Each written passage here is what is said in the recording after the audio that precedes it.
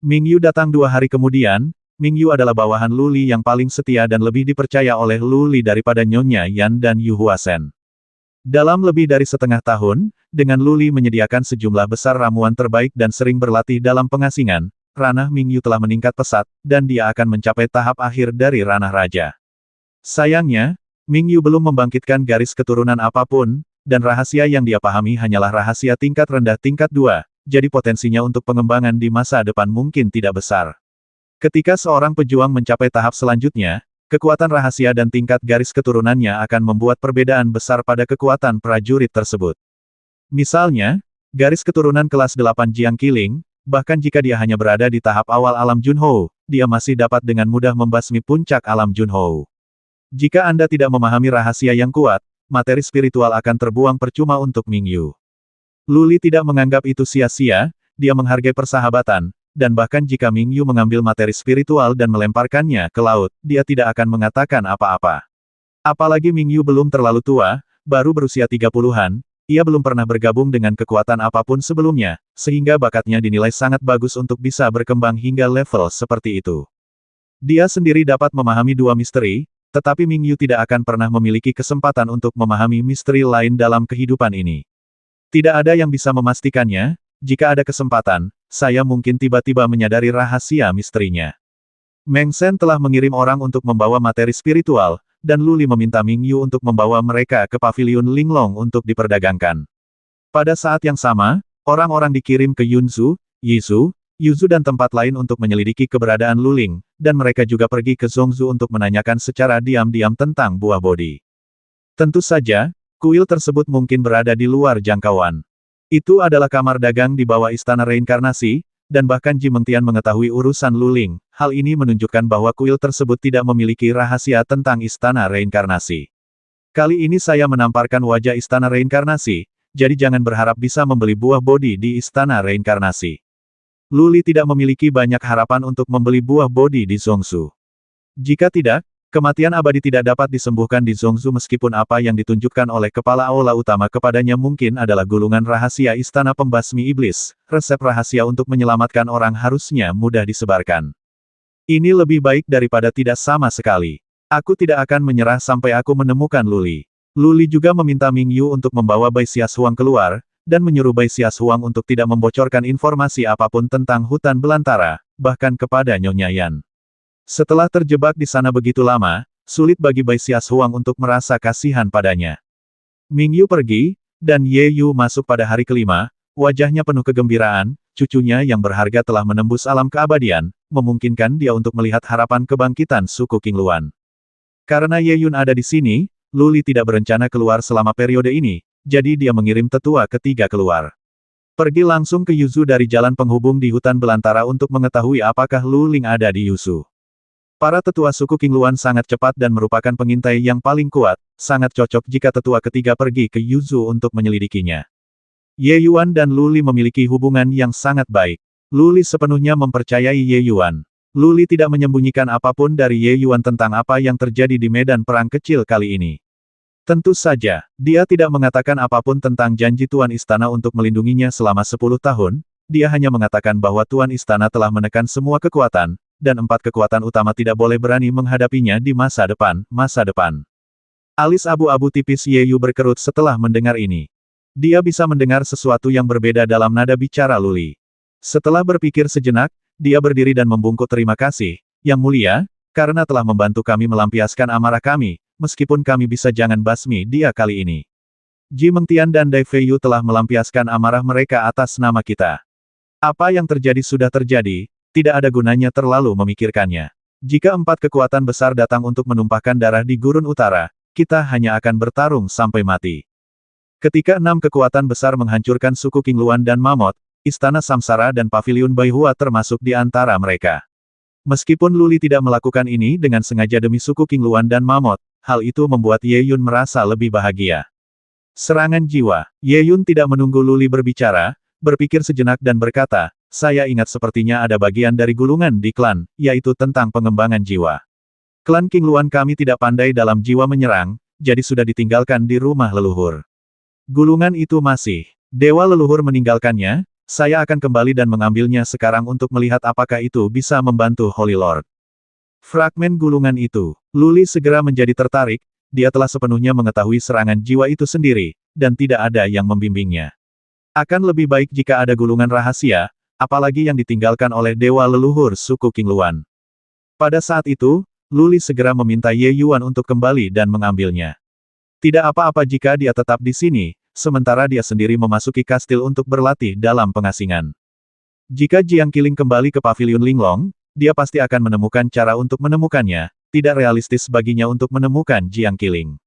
Oleh karena itu, Luli hanya bisa menyembunyikan kerinduannya pada Jiang Qiling di dalam hatinya. Saat ini, dia tidak melakukan apapun selain fokus berlatih.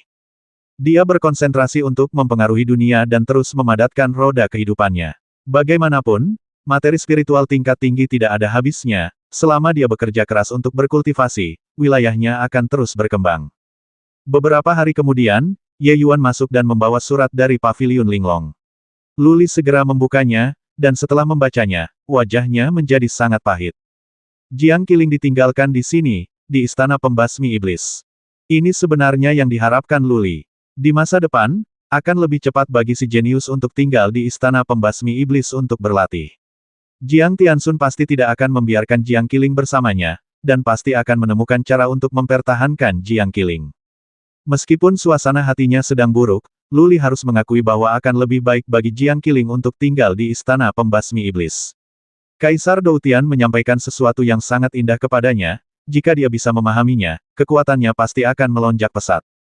Jika dia dilepaskan kembali ke paviliun Linglong, dia mungkin akan sering pergi ke Gurun Bei, maka konflik dengan Jiang Wuo akan semakin dalam, dan akan terjadi insiden besar yang membuat Jiang Qiling tidak berniat untuk berlatih. Sambil menggelengkan kepalanya, Luli mengesampingkan masalah Jiang Qiling dan mengambil gulungan kulit binatang kuning besar yang diserahkan oleh Ye Yun. Gulungan kulit binatang itu tidak lengkap dan terdapat beberapa karakter misterius yang tidak dapat dipahami tertulis di atasnya, mungkin ada ribuan karakter yang padat di dalamnya. Luli melihatnya sejenak, mengerutkan kening dan menyerahkannya kepada Ye Yun. Apakah pepatah kuno di atas? Saya tidak dapat memahaminya. Anda dapat menerjemahkannya. Ye Yun memahami pepatah kuno. Dia mengambilnya dan melihatnya beberapa kali dan berkata ini awalnya mencatat 5 teknik rahasia jiwa.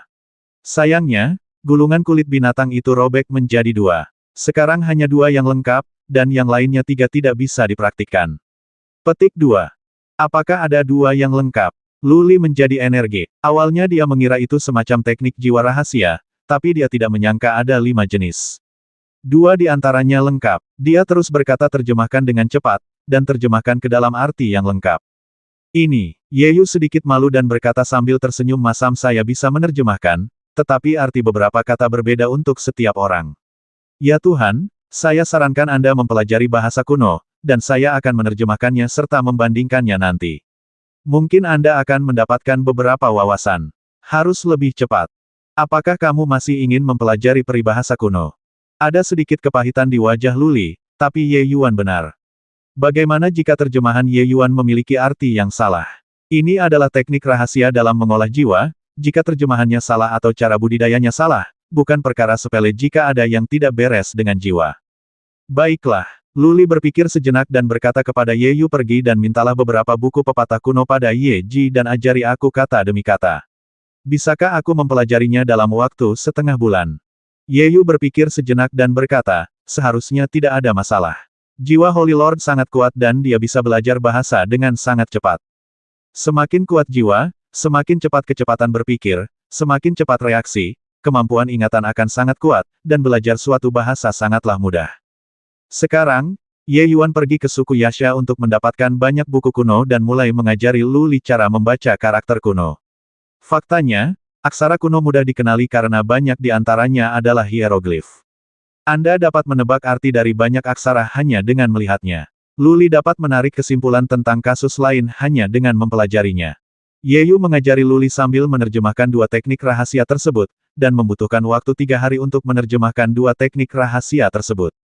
Luli meliriknya beberapa kali, wajahnya menunjukkan ekspresi ekstasi. Kedua teknik rahasia ini jelas merupakan teknik rahasia jiwa yang sangat kuat di zaman kuno. Jika dia berhasil mempraktikkannya, kekuatan tempurnya pasti akan melonjak. Ada 2 teknik rahasia jiwa, yang satu disebut pemecah jiwa dan yang lainnya adalah perebutan jiwa. Dari arti harfiahnya, kedua teknik rahasia ini sudah pasti merupakan teknik rahasia yang sangat ampuh. Penghancuran jiwa menggunakan serangan jiwa yang dikombinasikan dengan serangan kekuatan untuk secara langsung menghancurkan kepala dan jiwa musuh. Pukulan ganda antara kekuatan dan jiwa membuat musuh tidak mampu menahannya. Pencurian jiwa bahkan lebih menyeramkan dan aneh, agak mirip dengan teknik voodoo dari klan penyihir, yang secara diam-diam menanamkan petunjuk jiwa ke dalam jiwa musuh. Kemudian biarkan jiwa berakar dan bertunas, dan akhirnya menguasai jiwa musuh, mengubah musuh menjadi bonekanya. Dari arti harfiahnya saja, Lu Li dan Ye Yu bisa merasakan kekuatan kedua teknik rahasia ini. Bahkan di zaman kuno, ini pasti merupakan teknik rahasia jiwa yang kuat, tak heran jika dikumpulkan oleh dewa leluhur suku Qingluan. Tertulis di gulungan kulit binatang ini bahwa 5 seni rahasia ini disebut seni 5 jiwa leluhur. Tampaknya leluhur jiwa adalah biksu jiwa yang sangat kuat di zaman kuno. Sayangnya, 3 seni rahasia yang tersisa tidak lengkap. Saya memperkirakan bahwa 3 seni jiwa berikut ini lebih kuat-kuat. Ye Yu menghela nafas dengan sedikit penyesalan, gulungan kulit binatang ini adalah sesuatu yang sangat dihargai oleh nenek moyang dan dewa suku Qingluan. Mereka meninggalkan kata-kata terakhir mereka kepada keturunan suku Qingluan untuk menemukan cara mengembangkan 1 atau 2 pejuang jiwa. Tetapi sangat sulit untuk menjadi seorang pejuang jiwa. Tidak ada seorang pun di suku Qingluan yang memahami hal ini. Tanpa seseorang yang membimbing, generasi muda tidak akan bisa memahaminya. Jangan terlalu serakah. Jika kamu berhasil mempraktikkan kedua teknik rahasia ini, itu sudah cukup. Lu Li membaca ribuan kata-kata kecil berulang kali, tetapi banyak kalimat yang benar-benar tidak dapat dipahami, apalagi dipraktikkan. Dia mengangkat kepalanya dan berkata tolong terjemahkan dengan hati-hati dan pastikan setiap kalimat benar. Jika hal ini salah sedikit saja, akan ada masalah dengan jiwa saya. Saya akan terus mempelajari peribahasa kuno. Lu Li pada awalnya tidak tertarik mempelajari bahasa kuno, tetapi sekarang dia menjadi sangat tertarik. Dia takut Ye Yu akan membuat kesalahan, jadi dia memutuskan untuk menghabiskan 1 bulan untuk menguasai pepatah kuno dan memastikan bahwa teknik rahasianya benar sebelum mulai berlatih. Lu Li juga mengirim pesan kepada Ye Ji, mencari ras di hutan belantara yang mahir dalam bahasa manusia dan bahasa kuno, dan datang untuk mengajarinya bahasa kuno. Selain itu, dia membagi kalimat teknik rahasia dalam volume kulit binatang dan meminta mereka menerjemahkannya secara terpisah. Dia ingin memastikan bahwa teknik rahasia tersebut diterjemahkan sepenuhnya dengan benar. Lu Li mencurahkan banyak antusiasmenya pada 2 seni rahasia jiwa ini. Dia tidak pergi ke alam kultivasi, tidak peduli dengan apapun di luar, dan bahkan melupakan Bai Qiuxue dan Jiang Qiling. Dia berkonsentrasi pada 2 seni rahasia ini. 1 bulan, Lu Li mempelajari peribahasa kuno selama sebulan, lalu meminta Ye Ji dan yang lainnya untuk mengajarinya secara langsung. Pemahamannya tentang peribahasa kuno melampaui pemahaman Ye Yu.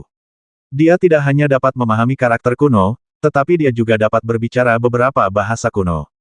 Sebulan kemudian, Ye Ji harus mengakui bahwa pengetahuan Lu Li tentang peribahasa kuno sangat dalam, dan dia tidak memiliki masalah dalam mempraktikkan seni rahasia 2 jiwa. Tidak perlu terjemahkan sama sekali, Anda bisa langsung praktek sambil melihat scroll kulit binatang. Lu Li tidak ceroboh. Dia dengan cermat membaca teknik rahasia yang diterjemahkan oleh Ye Yu, dan juga membaca gulungan yang diterjemahkan oleh beberapa prajurit di hutan belantara yang mengetahui bahasa manusia kuno. Setelah berulang kali memastikan bahwa tidak ada masalah, dia bersiap untuk berlatih. Jiwa Lu Li lebih kuat dari jiwa Ye Yun. Dia membutuhkan waktu sebulan untuk mempelajari bahasa kuno, yang 10 tahun lebih lama dari anak biasa. Ini menunjukkan betapa dia menghargai seni rahasia 2 jiwa. Tetapi, sebelum Lu Li bisa mundur, Ming Yu dan Bai Xias Huang masuk, dan Ming Yu membawa kabar buruk. Paviliun Linglong menolak berdagang. Bukan saja mereka tidak membeli materi spiritual dari Beimo, mereka juga menolak menjual materi spiritual kepada Beimo. Bahkan para tetua Paviliun Linglong tidak melihat Ming Yu, dan hanya mengirimkan seorang pelayan untuk menyampaikan perkataan Jiang Wuo. Mulai sekarang, Paviliun Linglong tidak akan memiliki hubungan dengan Beimo. Ming Yu tidak menyerah dan pergi ke keluarga Du untuk membuat kesepakatan, tetapi hasilnya tetap sama. Dia juga pergi ke kuil untuk bertanya dan menemukan bahwa dia tidak dapat membeli materi spiritual apapun meskipun dia memiliki batu hitam. Jiang Wuo bisa melakukannya dengan baik. Meskipun Lu Li agak khawatir sebelumnya, dia tidak menyangka Jiang Wuo akan sepenuhnya menghalangi jalannya. Dia mengira itu karena Jiang Qiling, tapi dia tidak tahu bahwa itu adalah perintah dari penguasa istana pembasmi iblis. Perintah Master Aula Utama adalah untuk tidak mengurus Luli Jianghuo jelas salah memahami maksud Master Aula Utama. Selain itu, Luli menyinggung Sekte Nether dan keluarga Lu di Paviliun Baihua Istana Samsara beraninya Jianghuo masih terlibat dengan Luli. Bukankah itu berarti melawan 4 kekuatan besar? Luli sakit kepala. Dia tidak bisa berdagang dengan Paviliun Linglong. Gurun Bei tidak akan bisa mendapatkan sumber daya apapun di masa depan, dan banyak materi spiritual untuk budidaya tidak akan tersedia. Misalnya, pil Linglong yang dibutuhkan Luli untuk mengembangkan kekuatan misteriusnya. Tanpa pil ini, kecepatan pengembangan kekuatan misteriusnya akan sangat berkurang. Meskipun masih ada beberapa pil Linglong dan materi spiritual yang dibudidayakan di alam Junhou, berapa tahun ini bisa bertahan? Tanpa materi spiritual dalam jumlah besar, Beimo tidak akan mampu membina orang-orang kuat dalam jumlah besar, apalagi tumbuh dan berkembang. Begitu tidak ada persediaan materi spiritual dalam jumlah besar, dan 4 kekuatan besar akan menyerang Gurun Utara dalam 10 tahun, segera setelah kedua berita ini menyebar, seluruh Gurun Utara akan segera mengalami kekacauan. Misalnya, orang seperti Yu Huasen mungkin akan segera memberontak dan menjadi mata-mata dari 4 kekuatan besar. Jalan buntu. Paviliun Linglong tidak lagi berani berdagang dengannya, bagaimana kekuatan lain berani berdagang? Apakah keluarga Du dari Istana Taitian berani? Apakah Istana Xiaotian berani? Luli merasakan jaring besar yang tak terlihat mengalir ke arahnya, mencoba menjebaknya sampai mati di Gurun Utara. Dalam 10 tahun, jaring besar ini akan ditutup, dan dia serta semua orang akan menjadi ternak untuk disembelih. Masalahnya adalah situasi ini tidak dapat dipatahkan, tidak ada keluarga kuat yang berani berdagang dengannya di Gurun Utara, dan tidak ada cara lain bagi benua langit dan bumi untuk melarikan diri kecuali melarikan diri ke alam liar. Pergi ke Qingzu, temukan cara untuk mengendalikan keluarga kelas 5 atau bekerja sama dengan mereka, lalu gunakan keluarga ini untuk pergi ke Qingzu, Zhongzhou untuk membeli materi spiritual dan menghabiskan semua Xuanjing. Selain itu, kirim orang untuk menyelinap ke dalam Zhongzhou dan beli materi spiritual secara terpisah. Jangan membeli terlalu banyak, beli sedikit demi sedikit, beli sebanyak yang Anda bisa, Anda dan Nyonya Yan akan menangani masalah ini. Luli merenung dan melemparkan semua Xuanjing di tangannya ke Mingyu. Dia masih memiliki banyak Xuanjing di tangannya setelah berdagang dengan Linglong Pavilion beberapa waktu lalu. Sebelum keluarga-keluarga di Zhongzhou dapat bereaksi, mereka terlebih dahulu menyebar dalam kelompok-kelompok kecil untuk membeli beberapa. Jangan pernah berpikir untuk menjual materi spiritual unik di Zhongzhou, Anda mungkin akan ketahuan segera setelah Anda menjualnya. Sekarang Anda hanya dapat mengandalkan kristal misterius di tangan Anda untuk membeli materi spiritual sebanyak mungkin. Mingyu juga tahu bahwa ini adalah satu-satunya cara untuk pergi, dan diam-diam keluar untuk mengatur pengaturan dengan Nyonya Yan. Dia tidak yakin berapa banyak materi spiritual yang bisa dia beli, jadi dia hanya bisa melakukan yang terbaik. Ketua Ye, tolong keluar juga. Luli berpikir sejenak dan melambaikan tangannya, diperkirakan akan ada banyak pengintai dari keluarga di Gurun Utara. Jika ada pengintai dari keluarga manapun yang berani memasuki Gurun Utara, mereka akan langsung dibasmi, hutan belantara harus dirahasiakan. Anda dapat mengatur beberapa kerajaan. Kami telah ditempatkan di dunia kurcaci hijau kecil untuk waktu yang lama. Siapapun yang berani masuk akan dibasmi, apakah mereka orang luar atau orang dari Gurun Utara. Siapapun yang masuk tanpa perintah akan dibasmi. Penguasa aula utama melindunginya selama 10 tahun, yang berarti bahwa dalam 10 tahun semua kekuatan tidak akan berani menimbulkan masalah secara terbuka. Bagaimana Luli bisa bersikap begitu sopan? Siapapun yang berani mengirim orang ke Gurun Utara akan dibasmi. Yeyu mengangguk dan turun untuk membuat pengaturan. Bai Xias Huang berdiri di belakang. Meskipun dia tidak mengerti apa yang terjadi, melihat ekspresi semua orang dan mendengarkan kata-kata Luli, dia bukanlah orang bodoh dan dapat menebak bahwa sesuatu yang besar pasti telah terjadi. Dia menunggu Yeyu turun, lalu bertanya dengan lemah Luli, apa yang terjadi? Apakah ini serius? Luli baru saja memikirkan banyak hal dan tidak memperhatikan Bai Xias Huang yang berdiri di sampingnya. Dia terbangun ketika mendengar kata-katanya. Lalu dia memaksakan senyum dan berkata agak merepotkan, tapi jangan-jangan khawatir, kami akan menanganinya. Anda dapat berlatih dengan tenang. Itu saja. Bai Xias Huang mengangguk patuh, tapi matanya sedikit kabur. Dia ingat pertama kali dia bertemu Luli di kota Luoshan. Saat itu, Luli dapat dengan mudah dihancurkan sampai mati oleh keluarga Su di Pulau Luoshan. Sudah berapa lama sejak itu? Sekarang Luli mengangkat langit menuju Gurun Bei. Namun, Bai Xiaohuang memiliki perasaan samar bahwa langit di gurun utara sepertinya akan runtuh, bisakah Luli sendiri yang mampu menahannya? Pembelian materi spiritual dan pencarian luling dan buah bodi diserahkan kepada Nyonya Yan dan Ming Yu, dan pencarian pengintai diserahkan kepada Ye Yu. Luli tidak perlu khawatir tentang hal lain. Dia berkonsentrasi mempelajari dua seni rahasia. Menghancurkan jiwa dan mencuri jiwa. Luli pertama kali mempertimbangkan penghancuran jiwa, karena itu adalah teknik serangan rahasia yang sangat mendominasi.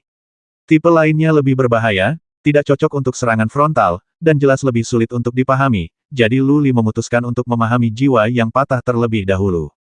Setelah menontonnya selama sehari dan merenungkannya selama 2 hari, Luli memiliki pemahaman kasar tentang prinsip teknik rahasia ini. Ini sebenarnya bukanlah teknik rahasia jiwa yang lengkap, melainkan gerakan membasmi brutal yang menggabungkan kekuatan dan jiwa. Teknik rahasia ini perlu mentransfer kekuatan yang kuat ke dalam pikiran musuh dan memberikan kejutan yang kuat pada kumpulan jiwa musuh. Kemudian dia melepaskan serangan jiwanya untuk menembusnya, pukulan ganda yang membuat musuh tidak mampu bertahan melawannya. Aspek yang mendominasi dari teknik rahasia ini adalah sekuat apapun pertahanan musuh, ia secara langsung mengirimkan kekuatan untuk menyerang kumpulan jiwa musuh. Jika kekuatan yang kuat secara langsung menghancurkan jiwa musuh, tidak perlu menggunakan metode selanjutnya. Jika kekuatan guncangannya tidak mematahkannya, maka gunakan serangan jiwa untuk menyetrum tubuh ke dalam kumpulan jiwa musuh, menghancurkan jiwanya, dan akhirnya menyebabkan jiwa musuh terbang menjauh. Pada analisa terakhir, tujuan akhir dari teknik rahasia ini adalah untuk menyerang jiwa musuh dan menghancurkan jiwa musuh. Satu pukulan akan membuat jiwa musuh terbang menjauh, sehingga Luli merasa teknik rahasia ini sangat kejam dan sombong. Patah jiwa, dua kata ini sendiri sangat mendominasi. Luli memikirkannya selama beberapa hari, tapi tidak tahu harus mulai dari mana. Kekuatannya langsung menembus tubuh musuh. Luli bahkan tidak mengerti bagaimana hal itu dilakukan. Ada beberapa perbedaan antara pepatah kuno dan pepatah saat ini, jadi ada beberapa kata pada gulungan kulit binatang yang Luli tidak mengerti, dan banyak prinsip yang tidak dapat dipahami sama sekali. Keluar dan coba. Setelah memikirkannya selama beberapa hari, Luli keluar dari kastil dan ingin mencoba dugaannya di alam liar. Dia berjalan keluar kamar dan melihat Xiao Bai terbaring diam di gerbang kastil. Tanda tanya, Xiao Bai berteriak ketika dia melihat Luli, dan kemudian melambaikan cakar kecilnya, dan kuali ilahi di antara alisnya benar-benar melepaskannya, dan dia berteriak tanpa henti. Luli sedikit bingung dengan maksud Xiao Bai, setelah menanyakan beberapa pertanyaan, Xiao Bai menggelengkan kepalanya. Setelah beberapa saat, Xiao Bai mengendalikan kuali Dewa Barbar untuk terbang di udara, tutup kuali terbuka dan terbang dengan sendirinya. Luli melihat sekeliling dengan pikirannya dan menemukan Xiao Bai berdiri di dalam kuali, melambaikan kaki kecilnya dan menunjuk ke penutup kuali. Dia tiba-tiba mengerti, melompat dan berdiri di atas kuali dan bertanya apakah Anda ingin berlatih di dalam? Apakah Anda ingin menggunakan guntur dan kilat untuk meredam tubuh Anda? Apakah Anda ingin saya membantu Anda melindungi hukum? Tanda tanya. Xiao Bai mengangguk gembira kali ini, dan mata Luli berbinar. Xiao Bai disambar petir di dalam kuali selama 7 hari 7 malam. Tubuh fisiknya menjadi sangat kuat di bawah transformasi kekuatan ilahi dan kilat. Pada saat ini, dia masih perlu terus menahan tubuhnya. Tubuh fisik Xiao Bai bisa terus menjadi lebih kuat. Alasan mengapa pertahanan suku barbar begitu kuat adalah karena mereka menggunakan guntur dan kilat untuk melemahkan tubuh mereka sepanjang tahun. Xiao Bai ingin berlatih sendiri, tetapi sudah terlambat bagi Luli untuk berbahagia. Kamu bisa berlatih dengan tenang. Hutan belantara sangat aman. Jangan takut menghabiskan energi di kuali Dewa Barbar. Jika kuali Dewa Barbar tidak memiliki energi, kami akan menemukan jalan.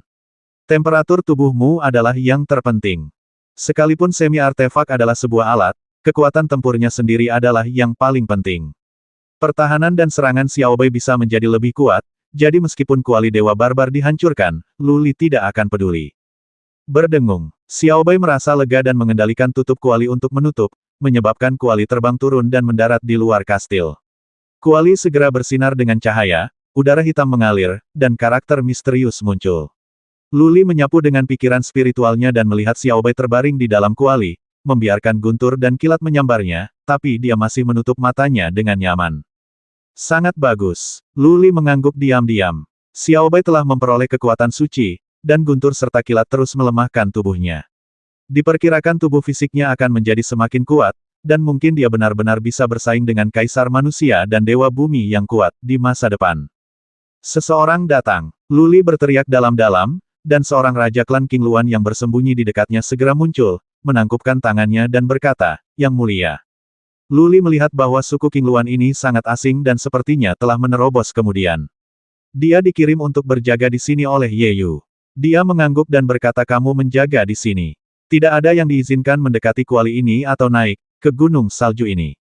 Saya sedang berlatih di dekat sini, tolong segera beritahu saya jika terjadi sesuatu." "Ya, Yang Mulia." Para pejuang suku King Luan sangat menghormati Luli. Luli berpikir sejenak dan bertanya, "Siapa namamu dan apa hubunganmu dengan Ye Yuan?" "Kembali ke Holy Lord, namaku Ye Gu, dan aku adalah keponakan pemimpin klan," jawab prajurit Realem Jun Hou dengan jujur.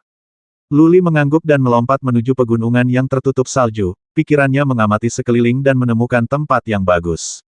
Ada gunung tandus di sebelah utara gunung salju. Mungkin telah terjadi pertempuran di gunung tandus ini. Tanahnya penuh dengan puing-puing dan kehancuran. Ada hutan di gunung tandus. Luli memutuskan untuk berlatih di hutan ini. Ia terjatuh ke dalam hutan, lalu dengan santainya mengeluarkan sebatang tongkat panjang, merenung sejenak tanpa menggunakan tenaganya yang dalam, lalu mengayunkan tongkat panjang tersebut dan menabrak pohon besar. Ledakan. Seberapa kuatkah Luli? Bahkan sapuan biasa pun memiliki kekuatan lebih dari 10.000 kilogram, pohon besar yang dikelilingi oleh satu orang itu langsung hancur menjadi dua, dan pohon besar itu tumbang tiba-tiba sehingga menimbulkan awan debu. Teknik rahasia pemecah jiwa ini sulit untuk dipraktikkan. Luli mengerutkan kening. Yang dia inginkan bukanlah pohon itu patah, tetapi pohon itu tidak rusak di bagian luarnya, tetapi bagian dalamnya hancur total. Inilah hasil yang dia inginkan. Teknik rahasia penghancur jiwa membuatnya sangat jelas, ia harus mentransfer kekuatan ke dalamnya dan secara langsung menghancurkan kumpulan jiwa musuh. Cara serangan ini sangat tidak normal, karena sekuat apapun pertahanan seseorang, pertahanan luarnya kuat, dan pertahanan otot, tulang, andalam, dan kumpulan jiwa dalam tubuh pasti tidak akan terlalu kuat. Misalnya, baju besi ilahi keluarga Lu tidak dapat dipatahkan dengan serangan biasa. Bagaimana jika serangan Luli tidak bermaksud untuk menghancurkan armor dewa sama sekali, melainkan mentransfer kekuatan melalui armor dewa untuk menghancurkan andalam anak-anak keluarga Lu? Selama dia memahami teknik rahasia pemecah jiwa, tidak peduli seberapa kuat pertahanan musuh, itu akan sama bagi Luli. Karena pertahanan tubuh dan kumpulan jiwa mereka pasti tidak kuat, mereka secara langsung menghancurkan kumpulan jiwa dengan paksa, tidak peduli seberapa kuat pertahanan eksternal mereka, itu tidak akan berguna. Serangan normal menembus pertahanan luar, sementara teknik misteri penghancur jiwa mentransfer kekuatan ke dalam tubuh, menghancurkan tubuh bagian dalam dan kumpulan jiwa musuh. Bahkan bagi orang barbar dengan pertahanan yang kuat, andalam dan kumpulan jiwa mereka pasti sangat rapuh. Bahkan jika seorang pejuang memiliki harta pertahanan jiwa, ia hanya dapat bertahan dari serangan jiwa. Luli secara langsung mentransfer kekuatan ke dalamnya. Apa gunanya memiliki harta pertahanan jiwa tidak peduli seberapa kuatnya. Bang bang bang. Luli dengan santai mengayunkan batang besi ke pohon terdekat, setiap saat pohon itu patah, dan itu bukanlah efek yang dibutuhkan Luli. Luli ingin mentransfer kekuatan dan menyetrum senjatanya, membiarkannya tanpa cedera di luar, tetapi senjata itu dihancurkan oleh kekuatan yang kuat di dalam. Hei, Luli memukul batu lain dengan ringan, dan batang besi itu menghancurkan batu itu menjadi bubuk. Tidak, kekuatan tidak dapat dilepaskan secara langsung seperti ini, jika tidak semua kekuatan akan diblokir oleh pertahanan luar dan tidak dapat disalurkan ke dalam. Luli mengerutkan kening dan matanya berkabut. Dari waktu ke waktu dia akan mengeluarkan kulit binatang dan menggulungnya untuk dilihat. Kemudian dia akan menebangnya di pohon besar, dan akhirnya dia akan melihat pohon itu dalam keadaan kesurupan, seperti orang idiot. Suatu hari, 2 hari, 5 hari. Luli berlatih siang dan malam, dan hampir semua pohon di dekatnya dipatahkan olehnya, dan batu-batu itu tidak segera utuh sepenuhnya. Luli, apa yang kamu lakukan? Apakah otakmu baik-baik saja? Bai Xias Huang baru saja keluar dari pengasingan dan meminta Ye Gu untuk menemukan tempat ini. Dia ketakutan saat melihat Luli menghancurkan pohon dan batu seperti orang gila. Dia mengira Luli gila karena dia tidak bisa menahan tekanan yang begitu besar. Luli terbangun, melihat kembali ke Bai Xias Huang, mengerutkan kening dan berkata, "Mengapa kamu ada di sini? Apakah ada yang salah dengan otakku? Hanya kamu yang bermasalah." Bai Xias Huang menghela nafas lega ketika dia melihat mata Luli jernih kembali, dia meletakkan satu tangan di pinggangnya dan menunjuk ke sekeliling dengan satu tangan. "Kamu tidak punya masalah dengan otakmu, kenapa kamu gila?" Kamu telah menghancurkan pohon dan batu di gunung ini. Lihat, bagaimana situasi di sekitar sini. Luli melirik ke belakang dan tertawa terbahak-bahak, dia benar-benar telah mengacaukan area di dekatnya. Hampir semua pohon besar ditebang olehnya menjadi beberapa bagian, dan bebatuannya juga hancur berkeping-keping, sepertinya telah dirusak oleh sekelompok binatang besar. Dia menyentuh hidungnya dan berkata, saya sedang berlatih teknik rahasia, mengapa Anda keluar dari pengasingan? Bukankah Anda mencoba memadatkan roda keempat kehidupan dan mencapai alam keabadian? Bai Sias Huang mengangguk dengan arogan dan berkata, saya siap. Saya akan mulai menyerang setelah beberapa hari istirahat. Saya akan segera menyingkat roda kehidupan keempat. Luli, saya akan segera menyusul Anda. Hehe, Luli melihat ekspresi lucu Bai Sias Huang, dan senyuman muncul di wajahnya. Bai Sias Huang dan Bai Qiuxue memiliki temperamen yang sangat bertolak belakang. Dia adalah tipe gadis yang lincah dan cantik, cerah dan ceria. Jika Bai Qiuxue tidak dalam masalah, wajahnya akan sering dipenuhi dengan senyuman, yang akan membuat orang merasa sangat senang, lebih baik setelah melihatnya. Melihat wajah Bai Sias Huang, mata Luli sedikit berkabut. Bai Sias Huang dan Bai Qiuxue terlihat persis sama, meskipun temperamen mereka berbeda, mereka tampak seperti orang yang sama dalam keadaan linglung, dan Luli kadang-kadang kehilangan akal sehatnya. Melihat Luli menatap lurus ke arahnya, wajah Bai Sias Huang menjadi sedikit merah dan dia berkata, apa yang kamu lihat? Pernahkah kamu melihat wanita cantik? Luli tersenyum pahit, menggelengkan kepalanya sedikit dan berkata, pergi dan berlatihlah. Saat kamu menerobos alam keabadian, aku akan memberimu hadiah. Oke, jangan berbohong. Mata Bai Sias Huang tiba-tiba berbinar, dan dia melompat keluar dengan satu kaki seperti pohon Skylark yang indah menuju gunung salju naga giok di kejauhan. Teruslah berlatih. Luli melihat sekeliling, lalu melompat menjauh, mencari hutan lebat terdekat untuk berlatih. Langkah pertama dalam teknik rahasia pemecah jiwa adalah menguasai transfer kekuatan ke dalam tubuh. Jika dia bahkan tidak bisa melakukan langkah ini, tidak perlu berlatih teknik rahasia pemecah jiwa sama sekali. Bum bum bum. Segera terjadi ledakan tumpul di hutan di kejauhan, dan kemudian pohon-pohon besar tumbang. Saya tidak tahu apakah Luli berhasil mengolah jiwa yang hancur, sepertinya pohon-pohon besar dan bebatuan di dekatnya pasti akan menderita.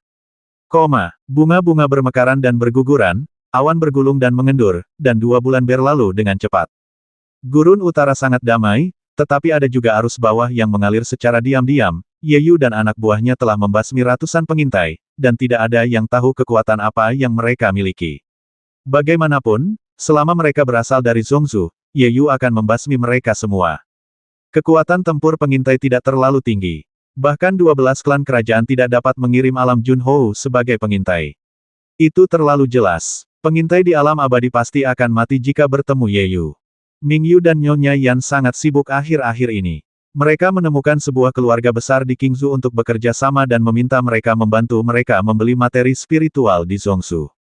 Tentu saja, setiap pembelian beberapa materi spiritual akan memberikan imbalan kepada keluarga besar ini, dan pada saat yang sama, keluarga besar ini akan membantu menjual materi spiritual tersebut. Saya tidak berani menjual materi spiritual unik di hutan belantara dan gurun utara, jika tidak materi tersebut akan segera ditemukan. Selain itu, Nyonya Yan mengirim orang untuk mengintai di Zhongzhou, dan bahkan meninggalkan wilayah Paviliun Linglong dan pergi ke wilayah Istana Xiaotian, membeli materi spiritual, pil, dan berbagai sumber daya budidaya sedikit demi sedikit, dan dia juga membeli banyak mereka. Luli sangat kaya. Dia membuka peti mati Kaisar Naga, yang berisi banyak kristal misterius berwarna ungu dan materi spiritual, jumlah totalnya diperkirakan ratusan miliar kristal misterius. Itulah kekayaan yang Kaisar Naga habiskan sepanjang hidupnya untuk dijarah, dan semuanya ada di tangan Luli saat ini. Kesepakatan awal Luli dengan keluarga Jiang memberinya lebih dari 1 triliun kristal mendalam, ditambah cincin luar angkasa yang dia dapatkan dari pergi ke medan perang kecil untuk membasmi orang, dan semuanya dibuang ke Nyonya Yan dan yang lainnya. Dalam 6 bulan terakhir, Beimo telah menerima sejumlah pendapatan suguk-guk, dan jumlah total suguk-guk di perbendaharaan mencapai ratusan miliar. Luli memerintahkan Nyonya Yan untuk menghabiskan semua Suan Jing, selama itu adalah sumber daya untuk budidaya, dan membeli ramuan yang lebih baik dalam jumlah besar. Nyonya Yan enggan menghabiskan Suan Jing untungnya, bagian utara Zhongzhou bukanlah wilayah sekte Nether keluarga Lu di Paviliun Baihua Istana Samsara, jika tidak, Suan Jing ini tidak akan dihabiskan dengan mudah.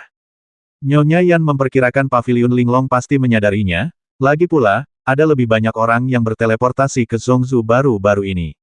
Dengan kekuatan Paviliun Linglong, terlalu mudah untuk dilacak. Nyonya Yan meminta orang-orang untuk tidak berdagang di bagian utara Zhongzhou, tetapi Jiang Wuo tidak membasmi mereka semua, jika tidak mereka akan habis jika susunan teleportasi disegel. Ming Yu mengirim beberapa orang yang cakap ke Yunzu, Yizhu dan tempat-tempat besar lainnya untuk menjelajahi orang-orang kuat yang telah memahami rahasia cahaya suci kelas 7, dan untuk mencari tahu tentang Luling. Tapi tempat-tempat itu relatif jauh, walaupun dikirim jauh-jauh ke sana, tidak akan ada kabar lagi selama setengah tahun. Lu Feixue keluar dari pengasingan, dan dia berada dalam pengasingan ketika Luli kembali. Lu Feixue hampir mencapai tahap akhir dari alam Junhou, dan kali ini dia berhenti untuk beristirahat sejenak, bersiap untuk menyerang tahap akhir dari alam Junhou. Alam Junhou. Dia sangat ingin bertemu Luli dan mengirim pesan kepada Ye Yu.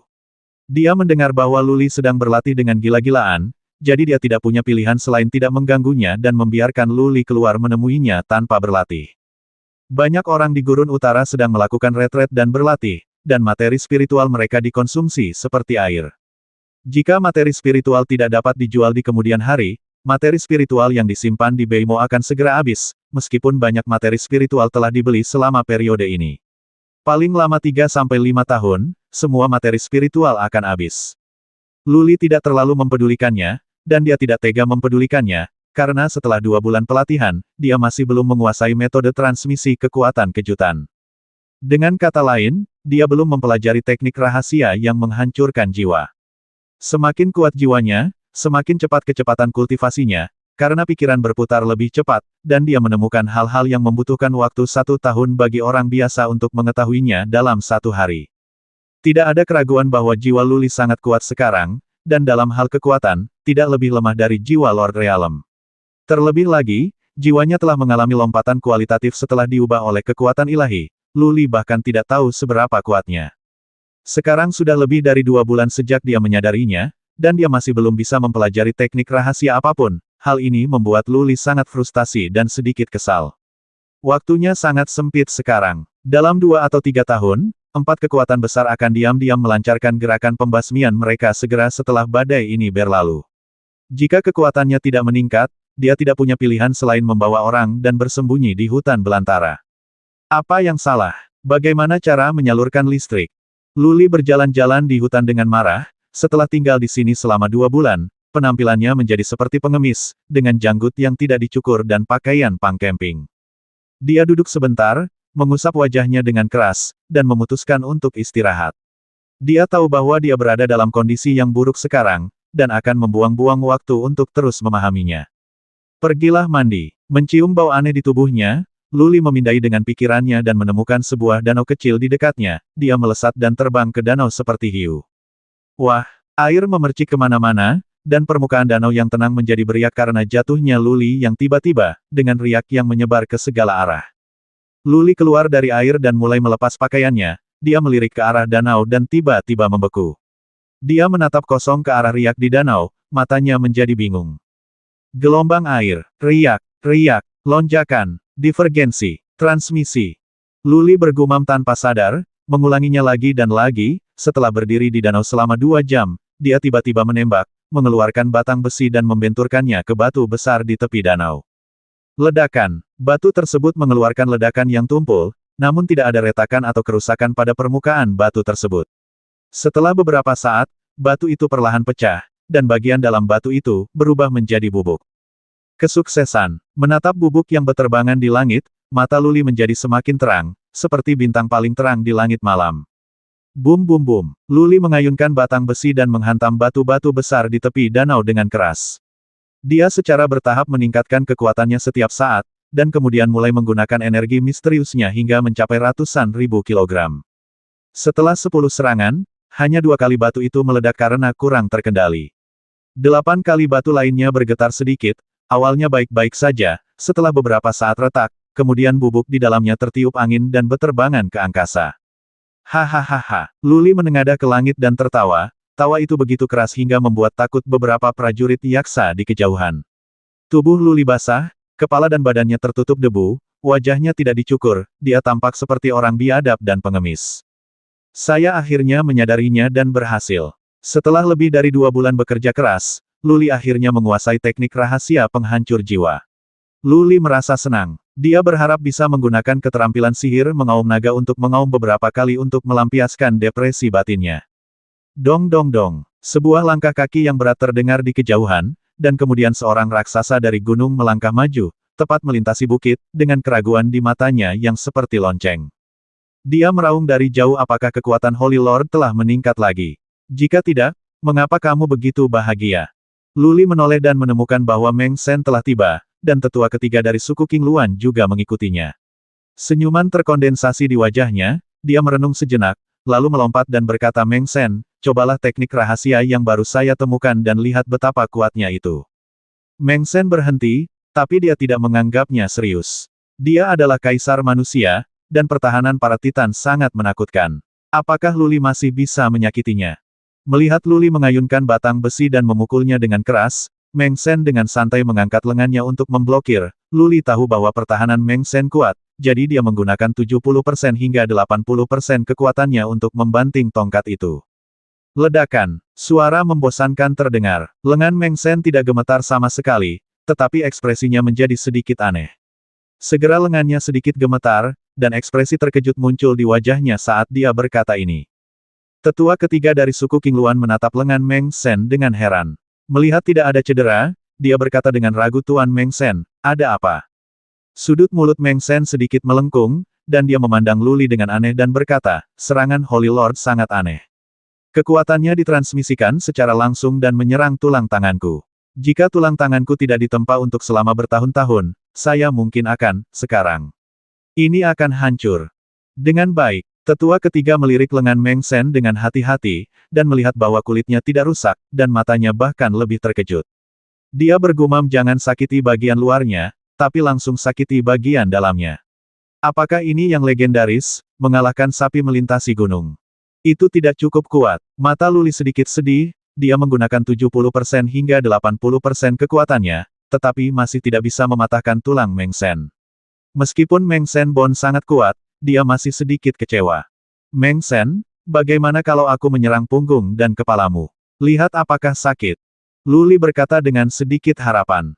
Meng Sen berpikir sejenak dan berkata, tidak masalah jika kamu menyerang dari belakang, tapi lupakan kepalanya.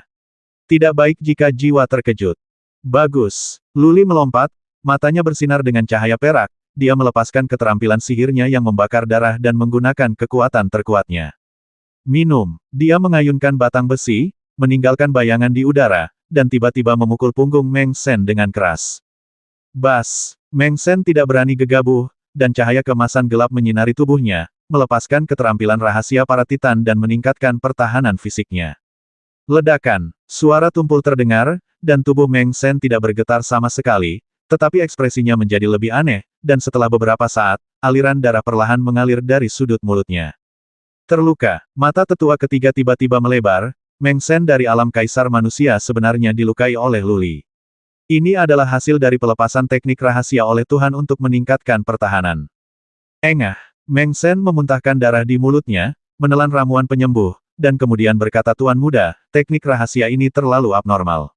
Tidak peduli seberapa kuat pertahanannya, itu tidak berguna. Kekuatan yang kuat secara langsung mengejutkan tubuh dan menyerang 5 andalamku. Jika bukan karena kekuatan fisikku, semua andalamku akan hancur. Tidak normal. Tetua ketiga mengerutkan bibirnya, jika Luli menyerangnya, dia mungkin akan terkejut sampai mati. Luli sangat bersemangat kali ini, dia mengangguk puas dan berkata, tidak buruk. Saya telah berlatih siang dan malam selama lebih dari 2 bulan. Ya Tuhan, Meng Sen berpikir sejenak dan berkata, kekuatan seranganmu masih belum cukup, karena kaisar manusia dapat mengolah andalam, bahkan tengkoraknya. Dalam keadaan normal, kamu tidak dapat membasmi kaisar manusia. Selain itu, kaisar manusia memiliki domain, Anda tidak bisa mendekati kaisar manusia dan dengan mudah dibasmi. Luli mengangguk, sepertinya dia harus menemukan cara untuk meningkatkan kekuatannya. Jika tidak, kumpulan jiwa kaisar manusia tidak akan hancur dan dia akan terbasmi seketika. Sedangkan untuk alam raja, tidak perlu menggunakan teknik rahasia pemecah jiwa sama sekali. Kekuatan magisnya saat ini dapat membasminya. Secara alami, berlatih menghancurkan jiwa adalah menemukan cara untuk membasmi kaisar. Luli akhirnya mempelajari teknik rahasia yang menghancurkan jiwa sekarang, dia melihat riak danau, dan hatinya tersentuh, dan dia mendapat pencerahan. Tenaga umumnya disalurkan dari suatu titik, dan tenaga yang kuat meledak langsung melalui titik batang besi tersebut. Jadi dulu, menyerang pohon dan batu akan menyebabkan pohon dan batu tersebut meledak. Melalui riak air danau, dia mengubah cara penyaluran tenaga, mengubah tenaga menjadi riak dan mengalir masuk seperti gelombang. Satu titik saja dapat menimbulkan kerusakan hebat dalam sekejap, namun riaknya tidak akan terjadi dan akan memancar seperti riak air. Setelah kekuatan menyebar ke bagian dalam, Lu Li mengubah metode transmisi kekuatan dan mengubahnya menjadi sebuah titik, sehingga dia dapat langsung menyerang andalam atau kumpulan jiwa musuh. Ya Tuhan, Meng Shen merenung sejenak, dengan gagasan samar di dalam hatinya, dan berkata seranganmu datang seperti gelombang, tapi sayang sekali hanya ada satu. Jika kamu bisa membuat gelombang kejut itu beriak beberapa kali lagi, itu serangan yang terus-menerus dapat menyetrum tubuh secara terus-menerus. Jika itu dilakukan puluhan kali, andalamku akan meledak, dan aku akan terkejut sampai mati saat itu. Masuk akal, nanti aku akan memeriksanya baik-baik. Terima kasih Tuhan atas bimbinganmu. Meng Shen adalah seorang kaisar manusia yang kuat, dia dapat melihat permukaan banyak hal dan secara langsung memahami esensinya. Kata-katanya memberikan banyak inspirasi bagi Lu Li, namun hal ini perlu dieksplorasi secara perlahan dan tidak dapat dicapai dalam semalam dalam waktu singkat. Meng Shen sangat puas dengan sikap Lu Li. Dia memikirkannya dan menambahkan juga, levelmu terlalu rendah, dan kecepatan seranganmu terlalu lambat. Bahkan jika kaisar manusia memberimu serangan diam-diam, saat kamu memukul aku dapat segera bereaksi dan menghindari atau membasmimu sekaligus. Jadi meskipun teknik rahasiamu secara teoritis dapat membasmi kaisar pembasmi dalam serangan diam-diam, kenyataannya, dalam pertempuran dengan kaisar manusia, 90% darimu akan terbasmi. Jika kamu punya waktu, kamu harus meningkatkan wilayahmu terlebih dahulu, atau pahami teknik rahasia sambil meningkatkan wilayahmu. Itulah yang sebenarnya. Lu Li ingat bahwa dia berada di samping Penatua yang di kota pembasmi iblis. Dia pikir dia benar-benar yakin akan membasmi Penatua yang, tetapi pada akhirnya dia dengan mudah disingkirkan olehnya. Kecepatan reaksi orang kuat tidak sebanding dengan miliknya, tingkat. Dia mengangguk sedikit, lalu memperhatikan tetua ketiga di sebelahnya, dan bertanya dengan cepat tetua ketiga, kamu pergi ke Yuzu, apakah kamu menemukan sesuatu? Apakah ada berita tentang saudara perempuanku? Yuzu tidak punya. Tetua ketiga menggelengkan kepalanya dan berkata tidak ada orang kuat yang mempraktikkan misteri cahaya suci di Yuzu, dan saya belum mendengar informasi apapun tentang Nona Luling. Namun, saya menemukan penatua tertinggi Istana Yunsui, kekuatan peringkat kedua di Yunzu, tampaknya apa yang Anda latih adalah rahasia cahaya suci. Yunzu, Istana Yunsui. Tubuh Lu Li sedikit gemetar, dia begitu bersemangat hingga hampir menangis. Akhirnya dia mendengar kabar baik setelah sekian lama. Dia bertanya dengan suara serius bagaimana situasi spesifiknya, tolong beritahu saya dengan hati-hati, dan beritahu saya setiap kata dari informasi yang Anda peroleh. Tetua ketiga tidak berani mengatakan yang sebenarnya dan menjelaskan secara rinci apa yang telah dia pelajari. Setelah tetua ketiga meninggalkan Yuzu melalui jalan penghubung, dia menyamar dan menyelinap ke kota besar, lalu menyuap banyak orang untuk membantunya mengetahui informasi tersebut. Dia telah menguasai semua informasi tentang orang-orang berkuasa di Yuzu. Di seluruh Yuzu, hanya ada 4 orang berkuasa yang memahami rahasia tingkat ke-6 ke atas, dan hanya ada 1 orang yang memahami rahasia tingkat ke-7, yang merupakan unsur tanah. Tetua ketiga membenarkan hal ini melalui informasi yang diperoleh beberapa orang, memang tidak ada orang kuat di Yuzu yang memahami rahasia cahaya suci. Tepat ketika tetua ketiga hendak kembali, dia bertemu dengan karavan yang kembali dari Yunzu dalam perjalanan pulang dan secara tidak sengaja menerima informasi. Ada perang di Yunzu, dan perang sedang terjadi. Pasukan peringkat ketiga, keempat dan kelima menyerang Istana Yunsui, kekuatan terbesar kedua. Karena Istana Taiyang, kekuatan terbesar dan terbesar dalam peringkat tersebut, tidak peduli, situasi di Istana Yunsui sangat sulit saat ini, dan semua orang kuat telah keluar.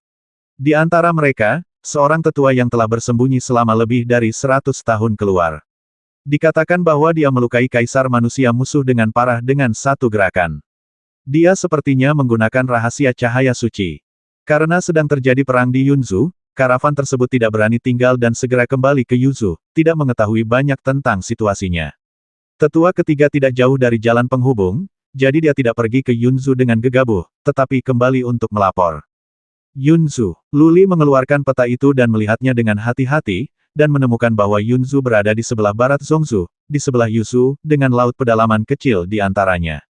Yunzu dan Yuzu memiliki ukuran yang hampir sama, dan seharusnya ada beberapa kaisar manusia di kedua negara bagian. Mingyu mengirim orang ke Yunzu, tetapi mereka tidak kembali secepat itu. Selain itu, orang-orang yang dikirim oleh Mingyu hanyalah bawahan biasa, dan mereka mungkin tidak begitu berdedikasi pada banyak hal. Lu Li merenung sejenak dan berkata tetua ketiga, silakan pergi ke Yunzu lagi, lalu pindah ke Yunzu, dan cari tahu untuk saya bagaimanapun caranya.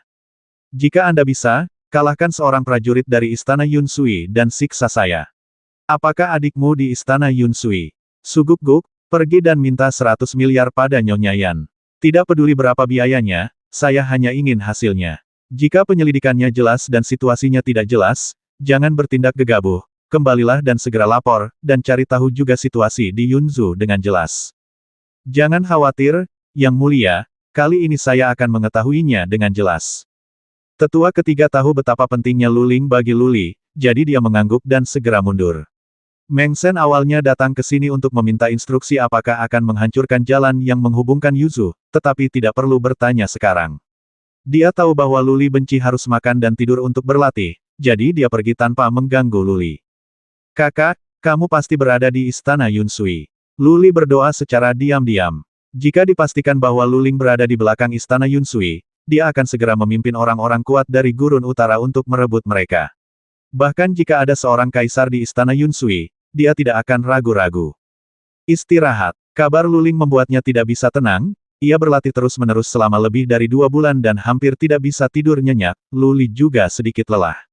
Dia pergi ke danau kecil untuk membersihkan diri, mengambil pisau dan mencukur jenggotnya, mengenakan satu set pakaian bersih, dan berlari menuju gunung salju Tianlong.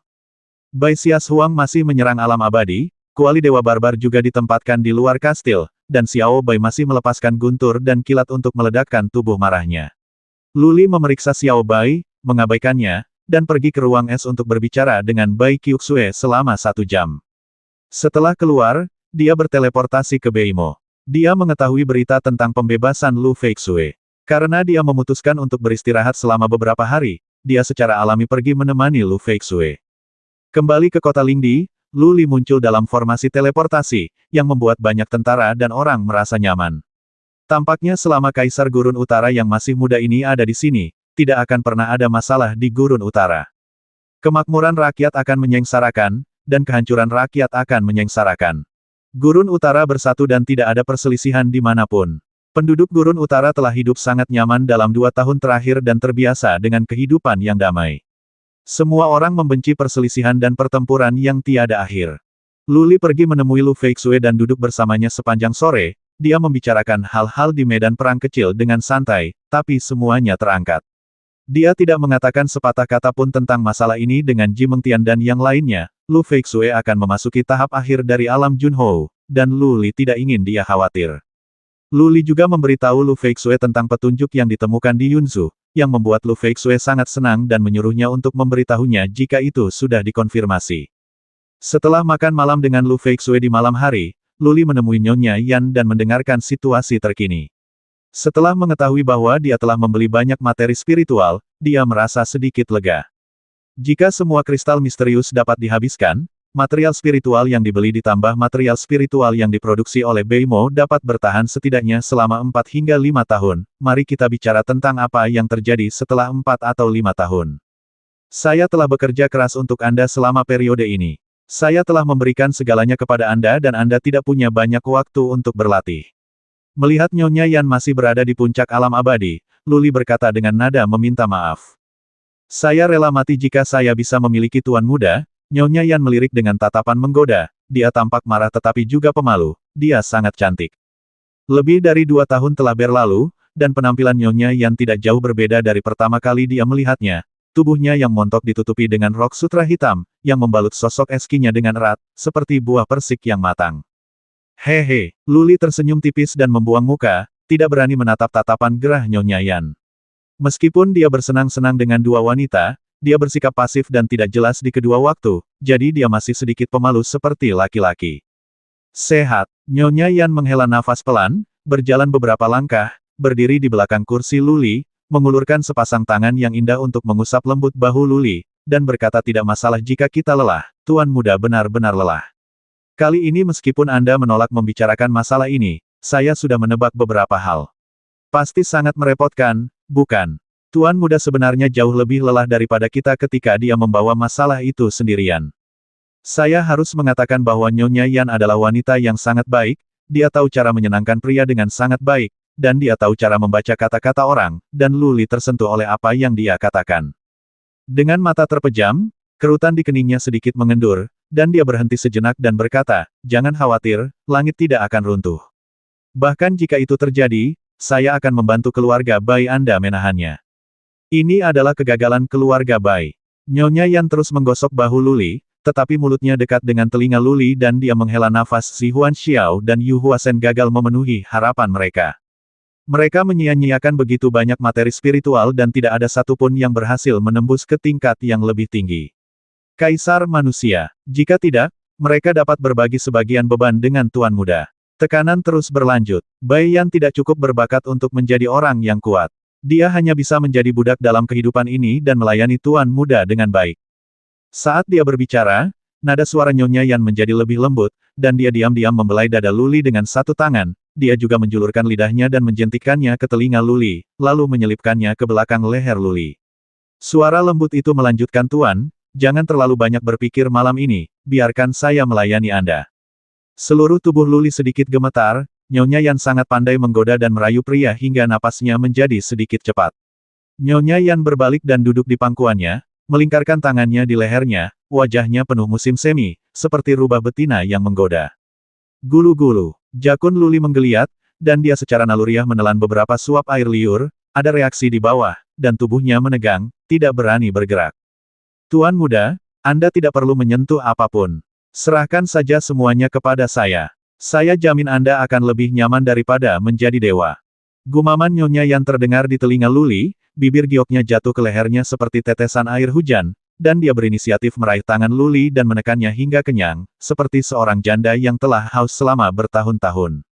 Saya harus mengatakan bahwa wanita seperti Nyonya Yan adalah pasangan tidur ideal setiap pria, dia sangat mengenal pria. Dia tahu bagaimana menggunakan setiap bagian tubuhnya untuk menggoda pria, dan tahu bagaimana membangkitkan gairah pria hingga terbakar nafsu. Setidaknya pada saat ini, Lu Li merasa tubuhnya tidak lagi terkendali. Tubuh halus di lengannya berputar seperti ular, dan perasaan aneh datang dari mana-mana di tubuhnya. Tangannya tanpa sadar menembus jubah Nyonya Yan dan memegang bola lembut.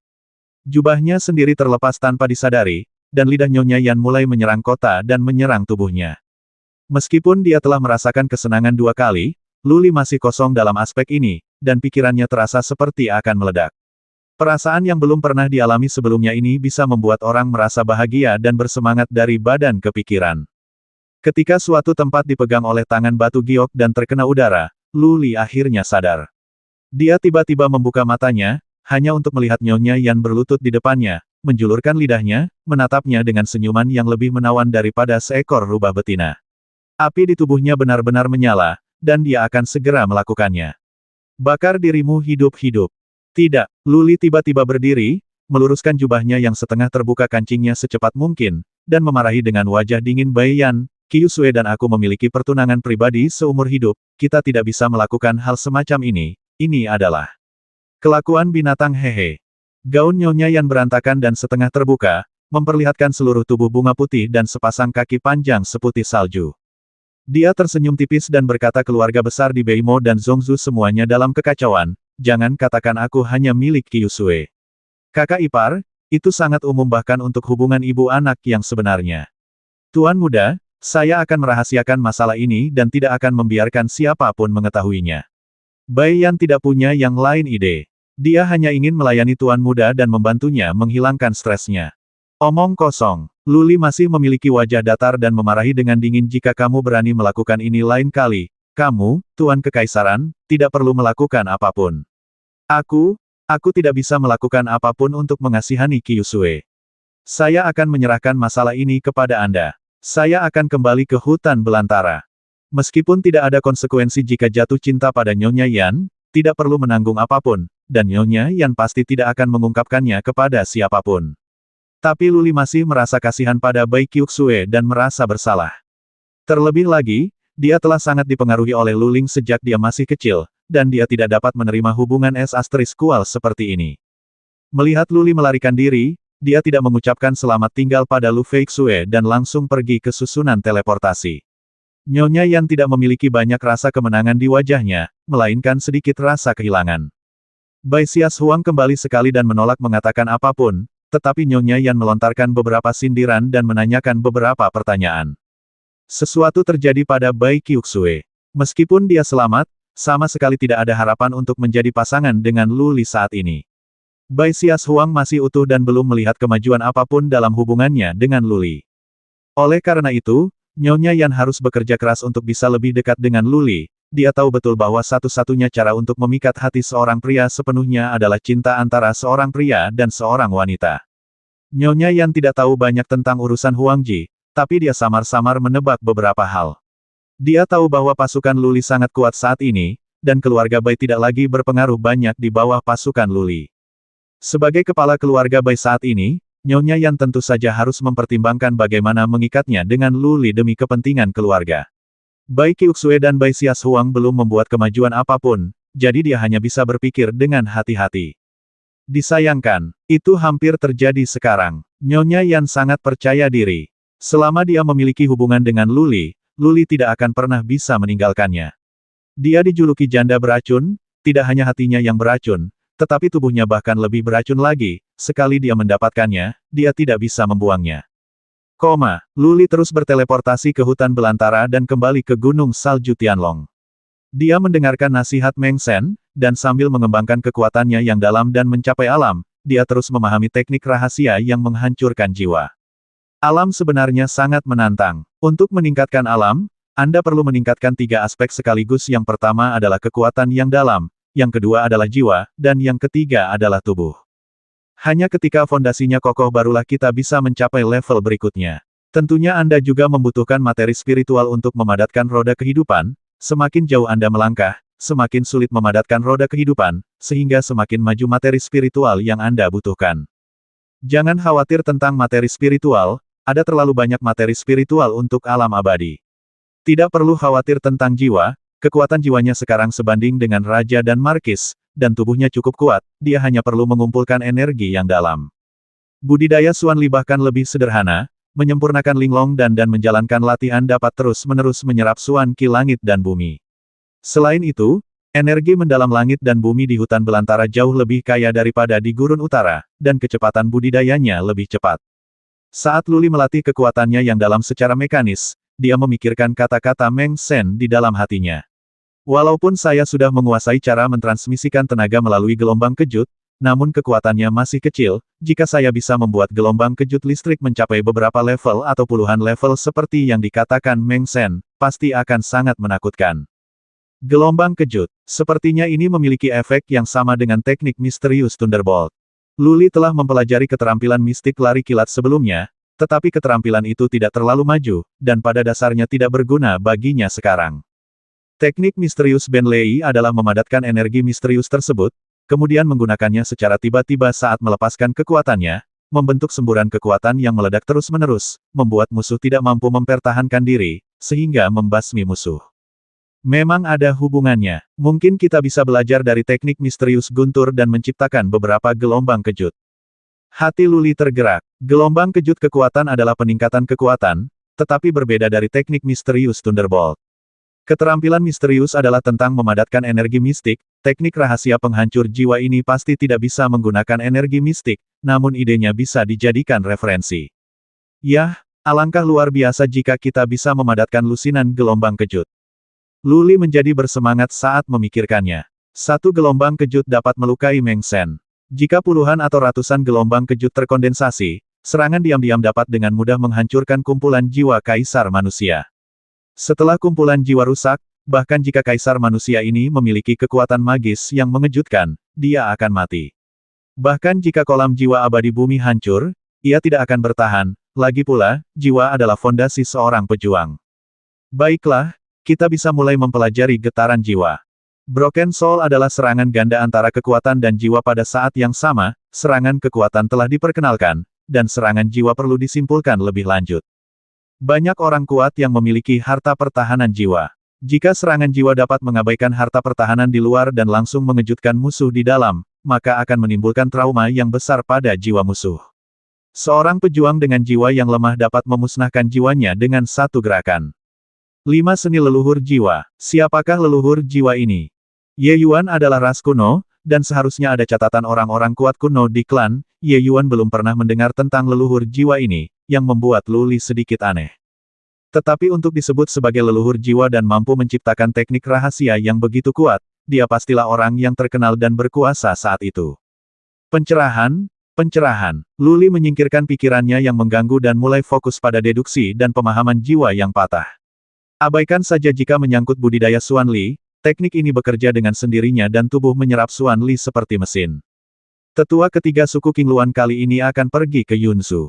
Diperkirakan perjalanan pulang pergi akan memakan waktu 2 atau 3 bulan. Lu Li berharap bisa membuat terobosan besar dalam penghancuran jiwa dalam 2 atau 3 bulan ini. Sebulan kemudian, Bai Xiaohuang berhasil menerobos dan segera mendekati Lu Li untuk meminta hadiah. Lu Li membasmi banyak orang di dunia kecil dan mendapatkan beberapa cincin luar angkasa. Kebetulan dia memiliki senjata suci tambahan di tangannya, jadi dia memberikannya kepada Bai Xiaohuang. Dan memberi Bai Xiaohuang liburan setengah bulan agar dia bisa keluar dan bermain. Dalam 1 bulan, Lu Li sendiri tidak membuat terobosan besar apapun, hanya kekuatan budidayanya yang meningkat sedikit. Teknik rahasia yang menghancurkan jiwa belum mengalami banyak kemajuan, hanya gelombang kejut jiwa yang telah menguasai beberapa keterampilan. Karena kekuatan dapat membentuk gelombang kejut, maka mudah bagi jiwa untuk membentuk gelombang kejut. Pada analisa akhir esensinya sama, tetapi jenis energinya berbeda, jiwa menggunakan kekuatan jiwa yang juga dapat mengejutkan tubuh. Lu Li tidak menemukan siapapun untuk mengujinya, jika benda ini diuji dengan santai, itu akan dengan mudah mengejutkan orang lain. Binatang misterius itu tidak memiliki jiwa dan tidak dapat diuji sama sekali. Kita hanya bisa keluar dan mencari beberapa terpidana mati untuk mengujinya di masa depan. Gelombang kejut kekuatan masih hanya bisa membentuk 1 gelombang. Walaupun ada teknik misterius guntur yang bisa dijadikan referensi, teknik misterius guntur-guntur mengandalkan Xuan Jin untuk membentuk kekuatan sekunder. Gelombang kejut kekuatan ini tidak bisa menggunakan Xuan Jin. Siapapun yang melempar tongkat hanya dapat melepaskan tenaga 1 kali saja, kekuatan merupakan gaya alam yang hanya dapat membentuk gelombang kejut 1 kali. Jika gaya ini dibubarkan membentuk beberapa gelombang kejut, maka gaya tersebut akan tersebar, dan gaya akhirnya akan sama. Ibarat melayangkan pukulan, jika mempunyai kekuatan 10.000 kg, 10.000 kg itu bisa dibagi menjadi 2 bagian yang masing-masing hanya 5.000 kg. Sekalipun 2 gelombang kejut terbentuk, kekuatan akhirnya hanya 10.000 kg. Jika Anda memukul 2 tongkat berturut-turut, itu akan memakan waktu dan tidak akan menjadi 1 serangan. Junhou Jingluli tidak perlu khawatir lagi. Yang harus dia basmi adalah Kaisar Manusia. Akankah Kaisar Manusia memberinya waktu untuk menyerang 2 kali? Jelas mustahil. Yang dibutuhkan Lu Li adalah membentuk beberapa gelombang kejut dalam 1 serangan, dan kekuatan setiap gelombang kejut sangat kuat. Hal ini sebenarnya bertentangan dengan akal sehat, sebuah pukulan hanya mempunyai kekuatan 10.000 kg, lalu bagaimana bisa dibagi menjadi beberapa untaian kekuatan yang masing-masing memiliki kekuatan 10.000 kg. Kekuasaan tidak dapat diciptakan dari udara tipis atau disulap dari udara tipis. Lu Li mengalami kemacetan dan terjebak dalam masalah ini selama sebulan, tidak peduli bagaimana dia menyimpulkan atau bermeditasi, dia tidak dapat mengatasi masalah ini. Hal ini diusulkan oleh Meng Shen. Mengapa Anda tidak bertanya pada Meng Shen? Setelah Lu Li merenung selama 2 hari, dia memutuskan untuk mencoba peruntungannya. Bagaimanapun, Meng Shen adalah kaisar manusia. Dia telah hidup bertahun-tahun dan memiliki kebijaksanaan yang luar biasa. Mungkin dia bisa menyelesaikan masalahnya hanya dengan kata-kata biasa. Lu Li keluar dari pengasingan, melirik Xiao Bai, lalu memasuki ruang es untuk melihat Bai Qiuxue beberapa kali, dan kemudian berteleportasi ke wilayah klan Titan. Wilayah para Titan berada di pegunungan yang tinggi dan tidak terdapat kota. Karena para Titan terlalu besar, mereka hanya dapat memisahkan gua-gua besar di pegunungan. Namun, banyak gua yang sangat indah, lagi pula para Titan telah beroperasi di hutan belantara selama bertahun-tahun. Kedatangan Lu Li menyebabkan keributan di klan Titan, ketika para raksasa yang menjaga susunan teleportasi melihat Lu Li, mereka segera mengeluarkan beberapa raungan keras dengan panjang yang berbeda-beda. Kemudian Meng Shen keluar bersama sekelompok tetua untuk menyambutnya. Banyak anggota klan Titan keluar dari gua dan memandang Lu Li dengan rasa ingin tahu dan hormat. Tidak perlu terlalu formal, aku akan datang dan mengobrol denganmu dengan santai. Luli melambaikan tangannya melihat Meng Sen hendak mengumpulkan sukunya untuk menyambut Luli, dia segera menghentikannya. Dia datang ke sini secara dadakan dan tidak sengaja mengirim siapapun untuk memberitahunya, dia tidak menyukai kesopanan dan kesopanan palsu ini. Ya Tuhan, silakan masuk. Meng Sen tidak lagi sopan dan meminta Luli untuk masuk ke dalam gua. Gua itu sangat lebar dan tinggi. Aula utama di dalamnya memiliki panjang dan lebar 1000 kaki serta tingginya puluhan kaki. Terdapat ventilasi dan lorong penerangan di atasnya, dilengkapi dengan mutiara bercahaya, sangat cerah. Biarkan mereka turun. Ada yang ingin kutanyakan padamu. Luli melihat sekelompok tetua masuk, dan beberapa memesan jamuan makan, dia berbicara kepada Meng Sen, yang melambaikan tangannya dan semua orang pergi. Luli langsung ke pokok permasalahan dan menjelaskan kebingungan di dalam hatinya, dan menjelaskan bagaimana dia menyimpulkannya, dan kemudian bertanya Meng Sen, kekuatan tidak dapat diciptakan dari ketiadaan, dan gelombang kejut tidak dapat berubah dari satu menjadi beberapa. Saya merasa ide yang awalnya Anda usulkan tidak mungkin tercapai. Meng Sen mengerutkan kening dan terdiam, dia hanya mengatakannya dengan santai hari itu untuk memberi inspirasi pada Luli, dan Luli harus menyimpulkan dan memahami sendiri detailnya.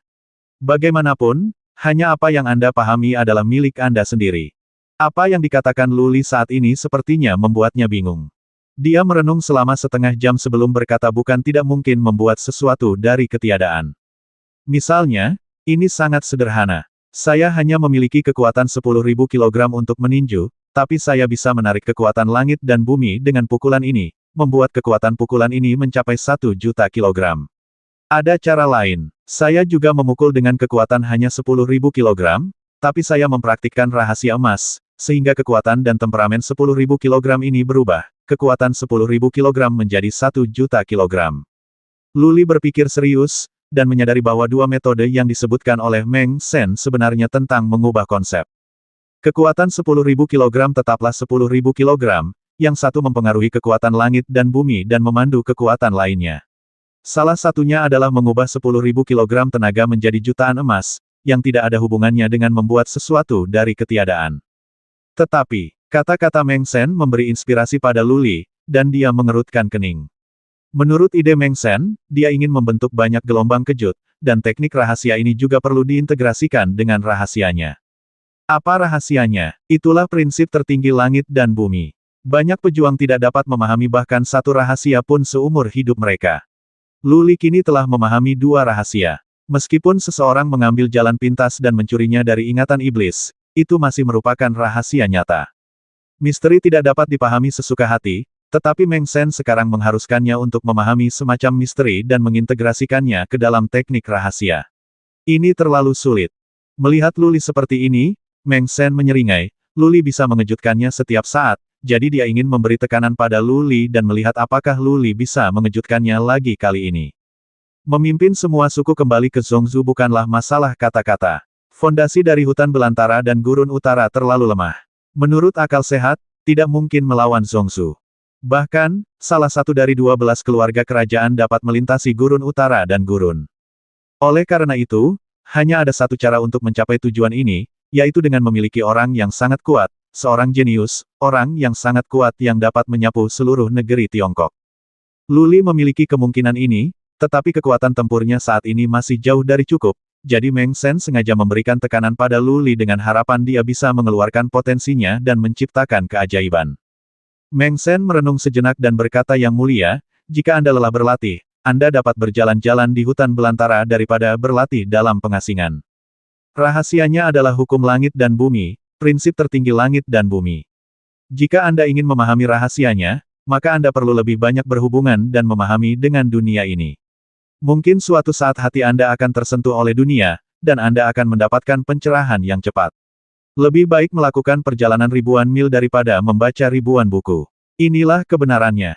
Luli mencicipi kata-kata Meng Sen dengan hati-hati, mengangguk, berdiri dan pergi. Meng Sen memberinya petunjuk, dan dia harus berjalan sendiri sepanjang sisa perjalanan. Meng Sen meminta Luli untuk berjalan-jalan, tetapi Luli tidak punya waktu saat ini. Tetua ketiga dapat kembali kapan saja. Bagaimana jika dia tidak dapat menemukan orang lain? Selain itu, wilayahnya masih terlalu rendah, jadi dia berencana kembali ke pengasingan untuk menyerang alam dan memadatkan roda kehidupan kelima terlebih dahulu. Selain itu, setelah berhasil mengembangkan teknik rahasia pemecah jiwa, adapun untuk meningkatkan kekuatan, Anda dapat meluangkan waktu. Kembali ke Gunung Salju Tianlong, Bai Xias Huang kembali. Dia benar-benar menjadi lebih peka. Semua orang di luar bekerja keras untuk berlatih, tetapi dia tidak tertarik bermain. Tidak ada kesenangan berjalan-jalan, jadi dia datang saja untuk berlatih. Dia dan Bai Qiuxue memiliki hubungan darah dan memiliki telepati yang kuat satu sama lain. Bai Qiuxue pasti bisa merasakan dia berlatih di sampingnya, dan dia tidak akan terlalu takut dan kesepian. Luli mengabaikannya dan berkonsentrasi mengembangkan kekuatannya yang dalam-dalam pengasingan. Pada saat yang sama, dia meminta Yegu membantunya menyiapkan bahan untuk memadatkan roda kehidupan. Dia siap untuk memadatkan roda kehidupan kelima. Orang biasa takut gagal ketika memadatkan roda kehidupannya, tapi Luli tidak khawatir sama sekali karena dia memiliki banyak ramuan tingkat tinggi. Sama seperti saat menyerang Monarch Realm, selama ada Dragon Grace, tingkat keberhasilan serangannya akan jauh lebih tinggi. Dia membeli banyak ramuan di Paviliun Linglong, yang sangat meningkatkan peluang keberhasilan memadatkan roda kehidupan. Bakatnya lumayan, pondasinya sangat stabil, dan yang terpenting usianya masih muda, jika kekompakannya gagal maka akan sangat sial. Semakin muda seorang pejuang, semakin cepat dia berlatih, dan semakin cepat dia memahami rahasia seni rahasia. Karena ketika seseorang masih muda, seluruh fungsi tubuhnya sangat baik. Inilah sebabnya mengapa anak muda memiliki otak yang cepat dan belajar berbagai hal dengan cepat. Seiring bertambahnya usia, tubuh Anda secara bertahap akan menua, pemikiran Anda akan menjadi kokoh, dan akan menjadi sulit untuk mempelajari dan memahami berbagai hal. Luli tidak memikirkan bagaimana meningkatkan gelombang getaran untuk saat ini, dan fokus pada pemahaman teknik rahasia penghancur jiwa. Pada saat yang sama, dia melatih kekuatan misteriusnya siang dan malam, bersiap untuk memadatkan roda kehidupan kelima. Lebih dari setengah bulan kemudian, kabar buruk datang. Susunan teleportasi di kota Baiyun ditutup, dan Ming Yu datang khusus untuk melaporkannya. Dikatakan bahwa seorang tetua dan tuan muda datang dari Istana Reinkarnasi dan bertemu langsung dengan Jiang Wuo. Kemudian perintah datang dari Paviliun Linglong, dan susunan teleportasi kota Baiyun disegel. Susunan teleportasi disegel, dan orang-orang di Gurun Utara tidak punya pilihan selain menyeberangi laut jika mereka ingin pergi ke Zhongsu. Hanya saja banyak binatang misterius di laut, dan ada beberapa raja binatang, prajurit biasa yang ingin menyeberangi lautan mencari kematian. Tidak mungkin membiarkan Meng Shen menyeberangi lautan ke Zhongsu untuk membeli materi spiritual, bukan? Itu bahkan lebih mencari kematian. Jalan di sini diblokir, dan jalan menuju Qingzhou mungkin juga akan cepat. Semua ini diharapkan oleh Luli, dia tidak terlalu marah dan meminta Ming Yu keluar dan memberitahu Nyonya Yan untuk mempercepat penjualan dan pembelian materi spiritual di Qingzhou. Ada juga kabar buruknya, setelah mencari beberapa bulan, belum ada kabar tentang buah bodi. Tidak hanya Ming Yu dan yang lainnya, tapi juga Duran yang mengirim pesan tapi tidak mendapat apa-apa. Duran bahkan meragukan apakah ada buah spiritual seperti itu di negeri Tiongkok. Karena dia sudah lama bertanya, tidak ada yang pernah mendengar tentang buah ini sama sekali, dan dia telah membaca banyak buku kuno tetapi tidak dapat menemukan petunjuk apapun. Sungguh, hasil ini juga diharapkan oleh Luli, jika ada buah bodi di Zhongsu, kematian para dewa tidak akan berakibat fatal. Tidak ada di Zhongsu, jadi kami hanya dapat melihat apakah tersedia di negara bagian lain. Jika di negeri China tidak ada, buah bodi hanya bisa didapatkan dari Istana Pembasmi Iblis. Istana Pembasmi Iblis adalah medan perang kecil yang diadakan setiap 3 tahun sekali. Luli masih muda. Menurut akal sehat, dia bisa masuk setiap 3 tahun sekali dan mendapatkan poin untuk ditukar dengan buah bodi. Tapi jelas setelah kejadian terakhir kali, Luli tidak ingin lagi memasuki Istana Pembasmi Iblis lagi. Kecuali dia menyelinap ke dalam keluarga Du sendirian, membasmi semua orang kuat di keluarga Du, dan menerobos masuk. Luli hanya bisa membiarkan Ming Yu keluar dan terus membeli dan menjual materi spiritual, sisanya terserah kehendak Tuhan. Dia juga menyuruh Ming Yu untuk mengirimkan beberapa terpidana mati yang keji untuk mempraktikkan teknik rahasia pemecah jiwa untuknya. Tidak ada masalah dengan gelombang kejut kekuatan, tetapi gelombang kejut jiwa belum diuji, dan keduanya perlu dikoordinasikan dan dikoordinasikan. Jika ingin mendapatkan efek terbaik, Anda hanya dapat mengujinya pada orang yang masih hidup. Gurun Utara sekarang sangat damai, tapi bukan berarti tidak ada kerusuhan skala kecil, dan bukan berarti tidak ada orang yang sangat kejam.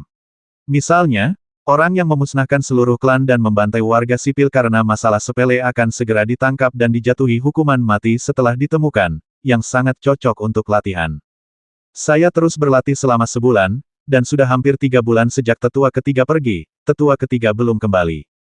Luli berhenti berlatih, kekuatannya yang dalam hampir sampai, jiwanya cukup kuat, dan tubuhnya tidak ada masalah.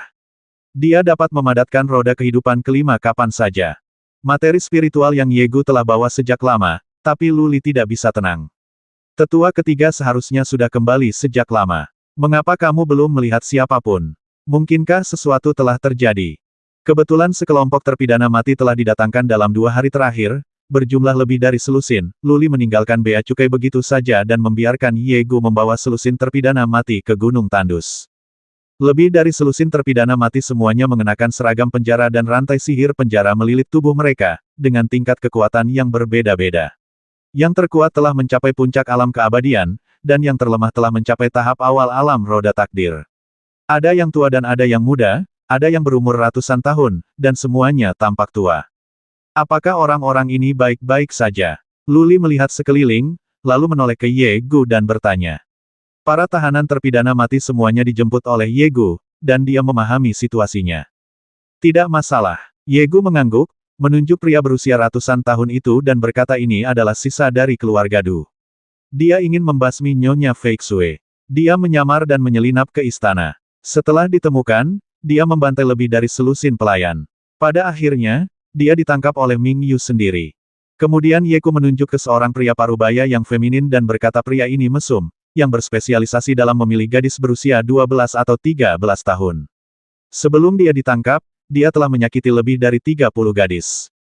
Cukup, ekspresi Luli menjadi sangat suram, sebuah batang besi muncul di tangannya, dan dia menghindar dan memukul kepala lelaki tua itu. Bas! Kolam jiwa dalam pikiran Luli bersinar terang, dan kekuatan jiwa terpancar dari kolam jiwa dan dituangkan ke dalam batang besi secara diam-diam. Ledakan! Batang besi Luli mengenai kepala lelaki tua itu. Pada saat itu, kekuatan berubah menjadi riak dan masuk. Kekuatan jiwa juga berubah menjadi riak dan mengikuti dari belakang, mengalir ke kolam jiwa lelaki tua itu bersama-sama. Ledakan! Tidak perlu kejutan jiwa, kekuatan yang kuat langsung menghancurkan kumpulan jiwa lelaki tua itu. Lelaki tua itu memutar matanya dan jatuh ke tanah, mati seketika. Yegu dan tahanan lainnya tampak tercengang, Luli menyerang dengan sangat kejam, tapi tidak ada yang salah dengan kepala lelaki tua itu, tidak ada retak, atau bahkan berdarah. Tapi orang mati. Ini, Yegu melepaskan pikiran spiritualnya dan melirik ke dalam pikiran lelaki tua itu, dan menemukan bahwa semua tulang dan jiwa di dalamnya hancur, dan pikiran lelaki tua itu berubah menjadi bola pasta. Terlalu lemah. Luli sedikit kecewa. Jika produk uji terlalu lemah, tidak mungkin untuk menguji efeknya sama sekali. Akan sulit untuk menyinkronkan serangan jiwa dan serangan kekuatan. Luli tidak memilih menggunakan energi spiritualnya untuk melancarkan serangan jiwanya kali ini. Karena begitu pikiran spiritual muncul di luar tubuh, musuh yang kuat akan menyadarinya. Dia mengubah serangan jiwa menjadi gelombang kejut, diikuti dengan gelombang kejut kekuatan, sehingga musuh tidak menyadarinya sama sekali, dan itu akan memiliki efek yang mengejutkan. Disinilah teknik rahasia pemecah jiwa menjadi mendominasi. Kedua energi itu mengabaikan pertahanan, melewati gelombang kejut, dan langsung menyerang kumpulan jiwa prajurit. Serangan awal adalah serangan kekuatan. Jika serangan kekuatan gagal maka serangan jiwa akan menyusul. Dua mode serangan dengan atribut berbeda membuat musuh sulit untuk dilawan. Cobalah serangan jiwa. Jika Anda menggunakan kekerasan untuk menyerang, orang-orang ini akan terbasmi seketika, dan tidak akan ada efek sama sekali. Luli berjalan ke arah orang kedua, dan mata orang itu tiba-tiba menjadi sangat ketakutan. Dia berlutut dan bersujud, Kaisar, maafkan saya tidak akan pernah berani melakukannya lagi. Hei, Luli mengangkat batang besi itu dengan ringan, seperti seorang guru yang menghukum muridnya, dan menepuk kepala pria itu tanpa menggunakan kekuatan apapun. Tetapi, serangan jiwa diteruskan seperti gelombang, tepat di luar kumpulan jiwa prajurit, dan kemudian menyebar seperti gelombang, dan akhirnya, jiwa prajurit itu terkejut dan hancur. Cukup baik, Luli dengan jelas merasakan bahwa gelombang kejut jiwa tidak mengalami stagnasi dan langsung memasuki kolam jiwa prajurit. Bahkan jika ada harta pertahanan di luar jiwa prajurit ini, diperkirakan harta itu dapat dengan mudah disetrum ke dalamnya. Ledakan, terpidana mati tiba-tiba jatuh ke tanah, menakuti orang-orang yang tersisa, dan mata Yegu penuh dengan keterkejutan. Luli hanya melakukan ini dengan santai, tanpa mengerahkan kekuatan apapun, dan terpidana mati ini mati. Kekuatan magis semacam apa ini? Atau apakah terpidana mati ini ketakutan setengah mati? Sasha, Luli menghampiri terpidana mati ketiga sambil mengayunkan batang besi ke atas dan ke bawah di tangannya, lalu dengan santai menepuk kepala terpidana mati ketiga, terpidana mati tersebut langsung terjatuh ke tanah dan meninggal. Kali ini Luli berhenti dan berpikir sejenak, lalu berjalan menuju terpidana mati keempat, dan dengan ketukan lembut lainnya, terpidana mati yang sama meninggal seketika. Mendesis. 11 terpidana mati yang tersisa semuanya menjadi pucat, terengah-engah, dan punggung mereka basah oleh keringat. Setelah ditangkap, mereka semua mengira akan mati kapan saja, namun kini ketika mereka akan mati, mereka ketakutan saat melihat cara kematian yang begitu aneh, dan merasakan hawa dingin di dalam jiwa mereka. Tidak ada lagi yang memohon belas kasihan, karena ekspresi Luli tidak berubah sama sekali, dan tidak ada gunanya mengatakan lebih banyak. Mereka semua pernah mendengar tentang Kaisar Agung Luli, yang berdarah dingin dan kejam, dan terlalu banyak orang yang mati di tangannya.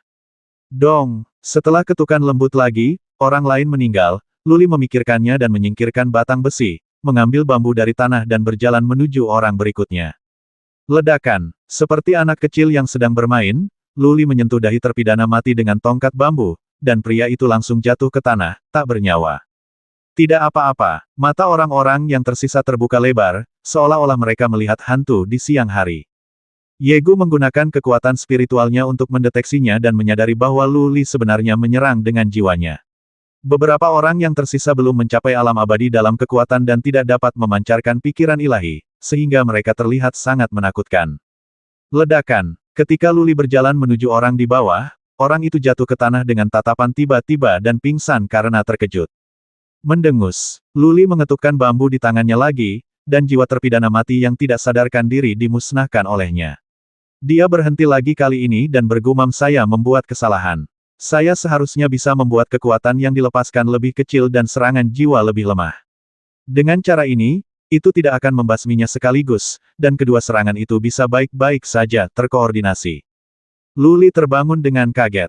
Kekuatan dan kekuatan jiwanya lebih kecil dan dia tidak akan membasmi terpidana mati ini sekaligus. Dengan cara ini dia bisa bereksperimen lebih banyak. Dia menemukan jawabannya, tetapi sisa terpidana mati sangat menderita. Ledakan, Luli dengan santai memukul kepala terpidana mati di kepala, dan dengan kekuatan tertentu, dua gelombang kejut dikirim, menembak langsung ke kolam kematian jiwa narapidana. Gelombang kejut kekuatan mula-mula menyerang jiwa terpidana mati, hampir menghancurkan kumpulan jiwanya, dan kemudian serangan jiwa mengguncang tubuh tersebut, jiwa terpidana mati tiba-tiba roboh. Serangan kekuatan dan jiwa masih lebih kuat.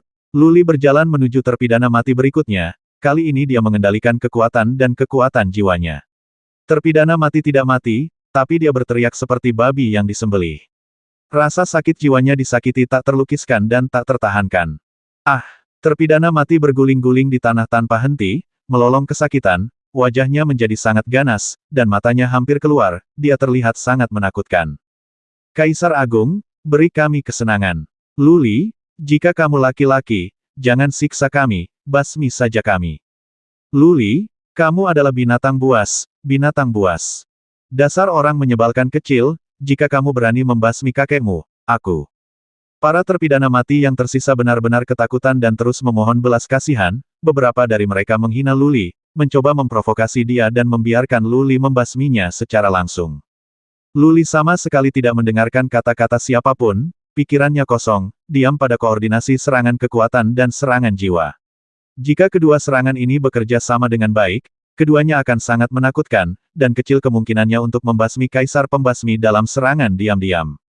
Dia memungut bambu, mencoba dan menyimpulkan berulang kali, dan memperoleh pencerahan. Berusaha keras untuk mencapai koordinasi sempurna antara kedua serangan tersebut, jika tidak, teknik rahasia pemecah jiwa tidak akan dianggap berhasil. Jeritan yang menusuk hati segera datang dari Gunung Tandus, yang membuat Yegu tidak tahan lagi, dan dia memandang Luli dengan kagum. Setelah setengah jam, Luli berhenti karena dia menyadari bahwa dia tidak punya otak lagi untuk menyerang. Dia melihat sekeliling dengan samar, dan ketika dia melihat Yegu, dia mengangkat bambu dan berjalan ke arahnya. Ya Tuhan, ini aku Yegu sangat ketakutan hingga dia hampir mengompol dan berteriak keras. Luli bangun dan melihat sekeliling dan menemukan bahwa semua terpidana mati telah dipukuli sampai mati, kecuali Yegu. Yegu tampak ngeri dan hampir ingin melarikan diri. Hehe, Luli tertawa terbahak-bahak, membuang bambu itu dan berkata kembalilah setelah pemanggilan dan tanyakan pada Nyonya Yan beberapa terpidana mati. Tanyakan pada Meng Sen Yeji dan yang lainnya apakah mereka memiliki tahanan yang tersisa. Bawakan aku lebih banyak teman-teman, saya masih perlu berlatih dalam jangka waktu tertentu. Baiklah baiklah. Yegu segera terbang begitu dia datang ke pertemuan itu, berharap dia bisa meninggalkan Lu Li sejauh mungkin. Lu Li mengerutkan bibirnya tanpa daya dan kembali ke gunung salju Tianlong. Xiao Bai masih menggunakan guntur dan kilat untuk meredam tubuhnya, dan menyambar guntur dan kilat setiap 10 napas. Ia meringkuk di tanah dan tampak seperti tertidur, tidak bergerak. Perasaan spiritual Lu Li mendeteksi adanya masalah di tubuh Xiao Bai, jadi dia mengabaikannya dan pergi menemui Bai Qiuxue. Setelah duduk lama, Lu Li melihat tetua ketiga belum kembali, jadi dia mulai mundur untuk berkonsentrasi pada roda kehidupannya. Dia telah memadatkan 4 roda kehidupan, dia sangat akrab dengan roda kehidupan yang mengembun, dia akrab dengan jalan dan memiliki ramuan terbaik, jadi tidak perlu terlalu khawatir. Ketika Yegu kembali dengan pesan itu, Lu Li memintanya untuk tetap di luar dan tidak ada yang boleh mengganggunya, dia sendiri yang memasuki ruangan dan mulai memadatkan roda kehidupan. Kali ini memang mudah untuk memadatkan roda kehidupan, tetapi 5 hari kemudian, roda kehidupan Lu Li memiliki lapisan tambahan, mengubahnya menjadi roda kehidupan lapisan kelima, dan umurnya juga meningkat. Mengumpulkan 5 roda kehidupan bukan berarti Anda berada di tahap tengah alam abadi, untuk mencapai tahap tengah alam abadi diperlukan 6 roda kehidupan. Tahap akhir dari alam abadi dicapai dengan memadatkan 9 roda kehidupan, dan akhirnya 9 roda kehidupan diintegrasikan menjadi 1, dan alam penguasa dicapai dengan memadatkan manik-manik kehidupan. Lu Li sekarang dianggap berada di tahap tengah alam kuasi keabadian, dan dia masih perlu mengumpulkan roda kehidupan sebelum dia dapat memasuki tahap tengah alam keabadian yang sebenarnya. Setelah dia berhasil memadatkannya, dia berlatih selama 2 atau 3 hari lagi, sedikit menstabilkan wilayahnya, dan tidak sabar untuk keluar.